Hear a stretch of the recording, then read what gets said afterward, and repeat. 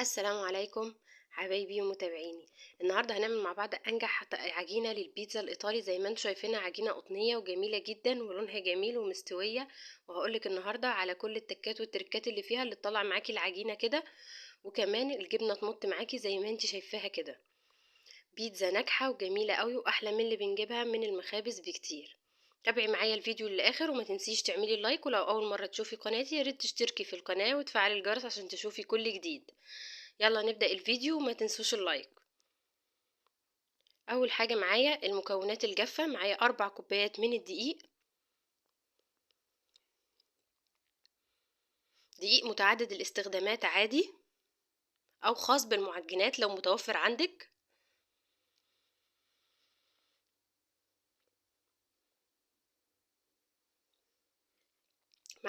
معلقة سكر، ورشة ملح صغيرة، ومعايا 4 معالق كبيرة من الزيت. تمام، هنفركهم في بعض كده شوية او نحاول نبسهم شوية. وبعدين هنضيف معلقة كبيرة من الخميرة الفورية. الباكت ده 10 جرام، انا اخدت منه معلقة كبيرة كده ممسوحة، يعني سيبنا فيه حاجة بسيطة خالص. على ال4 كوبايات دقيق معلقة كبيرة ممسوحة. هنقلب المكونات الجافة كده تاني كويس مع بعضها عشان نمكس المكونات الجافة كويس يعني. تمام، ومعايا علبة زبادي، المفروض معلقتين كبار من الزبادي، بس العلبة الصغيرة دي مقدارها حوالي معلقتين كبار، يعني هي صغيرة جدا. تمام، على ال4 كوبايات دقيق كل كوبايتين دقيق عليهم معلقة كبيرة من الزبادي. وهنعجن بقى كده المكونات دي مع بعضها ونضيف مية دافية عليهم، طبعا على حسب العجينة ما تلم معانا ونلاقيها عجينة طرية كده وما تكونش ناشفة، يعني تكون عجينة حلوة كده ما بتلزقش في ايدينا والطبق ينضف معانا. ساعتها هنعرف ان العجينة كده خلاص مش محتاجة اي حاجة معانا. هنتنينا نضيف المية بالتدريج لحد ما العجينة تلم معانا. هي مش بتاخد وقت عجن كبير، لو عندك عجان وحابة تعجني بيه هيسهل عليكي، بس هي عامة مش بتاخد وقت، يعني هما حوالي دقيقتين 3 وهتلاقي العجينة طرية معاكي وجميلة. بصوا العجينة ما شاء الله حاجة كده زي الزبدة. تابعي المقادير معايا كلها زي ما قلتها لك وهتطلع معاكي ان شاء الله انجح ميني بيتزا جربتيها. هنا هنغطي العجينة كده ونسيبها تخمر. هنسيبها حوالي ساعة في مكان دافي. انا دفت لها الفرن وطفيته وحطيتها فيه. وهنا حضرت الحشوة بتاعتي. هنا ده سوسيس، اي حاجة عندك ممكن تحشي بيها، وزيتون مخلي وطماطم وفلفل. ودي الصلصة بتاعتي انا كنت مسبكاها، اي صلصة عندك كنت مسبكاها او تسبكيها.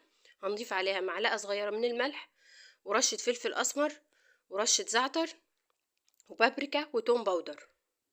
الزعتر بيديها نكهة حلوة قوي، يا ريت تحطيه فيها. وطبعا حطينا عليها رشة زيت صغيرة لان انا كنت مسبكاها. تمام، والثوم الباودر. وهنقلب كويس قوي الكلام ده ونسيبه بقى معانا تبقى جاهزة على الاستخدام. وهنا ميكس الجبن عندي، طبعا لو حابة تحطي موتزاريلا بس عادي، بس هنا انا حطيت ميكس الجبن اللي هي الحمد. جميلة قوي وجربتها اكتر من مرة. وهنا بقى العجينة بتاعتي كانت خلاص خمرت زي ما انتوا شايفينها اهي، تضاعف حجمها ما شاء الله. عجينة تحفة، لو اتبعت المقادير دي بجد هتطلع معاكي انجح عجينة بيتزا جربتيها.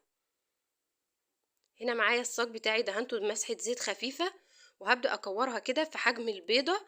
هتعمل معاكي حوالي، يعني انا من 4 كوبايات دي عملت حوالي 20 ميني بيتزا. حجمها كمان يعني كان ممكن تصغريها وتعمليها، كان ممكن اصغرها واعملها ان هي اكتر من كده. لو حابة ان انت تصغريها القطعية عن كده هتصغريها وهتطلع معاكي كمية اكتر من كده كمان، جميلة جدا. واولادك هيحبوها وتبقى حلوة قوي في رمضان. لو الاطفال الصغيرين طبعا مش بيصوموا لفطارهم وكده، مش هنقوم بقى محتارين يفطروا ايه وكده. جميلة قوي وسهلة وبسيطة وسريعة، وبجد ما اخدتش اي وقت وطلعت ناجحة 100%. هنا انا ببططها بقى كده بعد ما كورتها. ابتديت باول حاجة عملتها، والاخرام اللي انا بعملها بصبعي دي كده عشان لما احط الحشوات بتاعتي ما تطلعش بره البيتزاية، ما تطلعش على الاطراف وتقع وتتحرق. فانا عايزة الاطراف تكون باينة كده، فانا الحاجات دي بعملها بايدي كده، الاخرام دي كده عشان خاطر الحشوة تبقى جوه البيتزاية نفسها.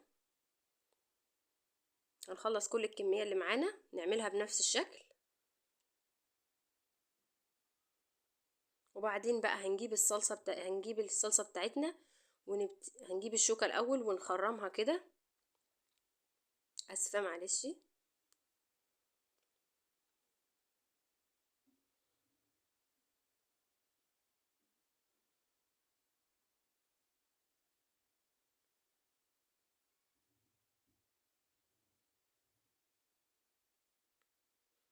وهنا خلصناها خلاص.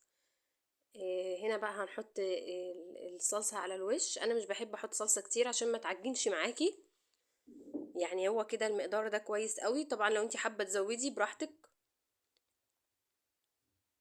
بصوا الصلصة لونها جميل جدا لما حطينا عليها التوابل والثوم البودر والزعتر والفلفل الاسمر والملح والحاجات البهارات اللي احنا حطيناها عليها. لونها اغماء ازاي.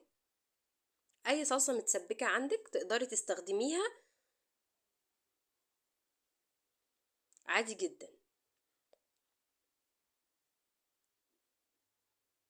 وكده خلصنا الكمية بتاعتنا.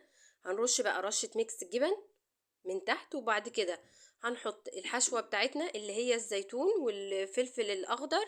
طبعا لو حابة تحطي فلفل الوان، اي حشوة عندك انت حابة تحطيها براحتك، يعني البيتزا ما بتقفش عند حشوة معينة. تمام. احنا كده هنحط ميكس شوية من الجبن، وبعدين هنحط الحشوة بتاعتنا، وبعدين نرجع نحط ميكس تاني من الجبن. هتشوفوها في الاخر تحفة وروعة وطالعة ناجحة 100%. وان شاء الله تجربوها تنجح معاكم من اول مرة. لو انت حتى مبتدئة او اول مرة تعمليها هتلاقي معاكي بيتزا ناجحة وسهلة قوي. دلوقتي هضيف الحشوة بتاعتي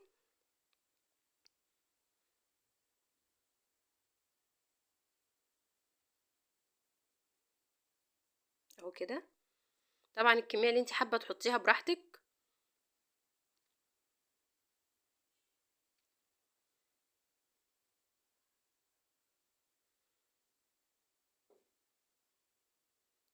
يا ريت لو عجبكم الفيديو ما تنسوش تعملوا لايك وتشتركوا في قناتي لو القناة عجبتكم. بنعمل وصفات سهلة وسريعة مع بعضنا، ان شاء الله تنال اعجابكم.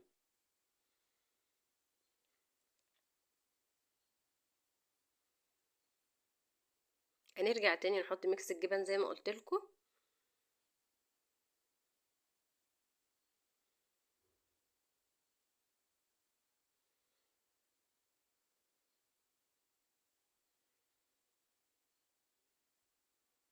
هنضغطها كده بايدينا عشان يعني ندخل الميكس الجبن في الحشوة بتاعتنا. وهنا كانت البيتزا بتاعتي خلاص، انا حطيتها في الفرن على الرف الاوسط على درجة حرارة 180. شايفين سواها تحفة والعجينة طرية ازاي. العجينة قطنية جدا وهشة وجميلة،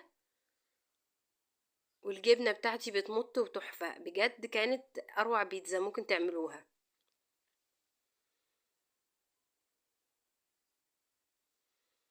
العجينة جميلة ومستوية وخمرانة كويس جدا.